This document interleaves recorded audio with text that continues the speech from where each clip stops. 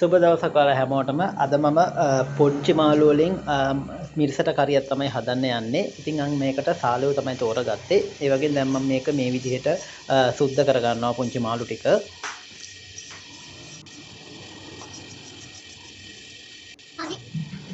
ඊට පස්සේ මම සුද්ධ කරලා ගත්ත මාළු ටික ලුණු එකතු කරගන්නවා. ඔයාලට අවශ්‍ය ප්‍රමාණය ලුණු දාන්න පුළුවන්. ලුණු ටික වැඩියෙන් දැම්මත් ප්‍රශ්නයක් නැහැ. ඒ වගේම මම වැදපු 3-5ක් එකතු කරගන්නවා. ඒ වගේම අබ කෑල්ලක් දානවා.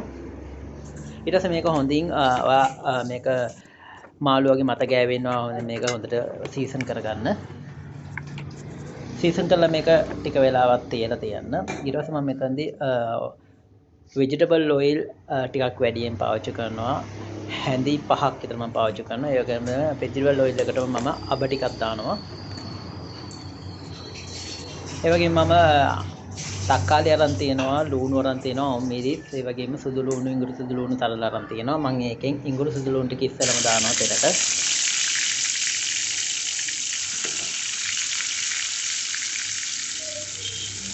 ඒ වගේම මම මිරිස් හැඳි 2ක් පාවිච්චි කරනවා. බැදපු 3-5ත් මම හැඳි 2ක් පාවිච්චි කරනවා. මොකද මේක මිරිසට හදන නිසා පොඩක් සැර වැඩියෙන් තියෙන්න ඕනේ. ඒ වගේම අපේ ග්‍රේවි එක ටික් එක කර ගන්නවා නම් පොඩක් වැඩියෙන් මිරිස් 3-5 පාවිච්චි කරන්න ඕනේ. දැන් මම කලින් සීසන් කරගත්ත මාළු ටික කැඩෙන්නේ නැති වෙන්න මේ බැද ගන්නවා.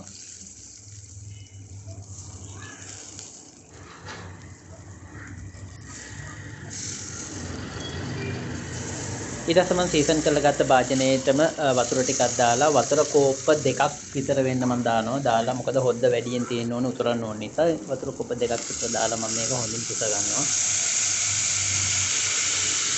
ඔයාලට අවශ්‍ය නම් ලුණු බලලා ඔයාලට ලුණු අඩු වැඩි කරගන්න පුළුවන්.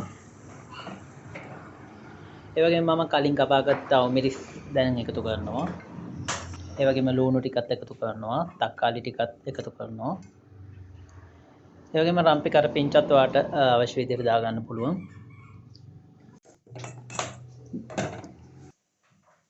එච්චරයි කරන්න තියෙන්නේ. දැන් කරි එක වහලා විනාඩි 7ක් විතර හොඳින් තැම්බෙන්න තියාගන්න.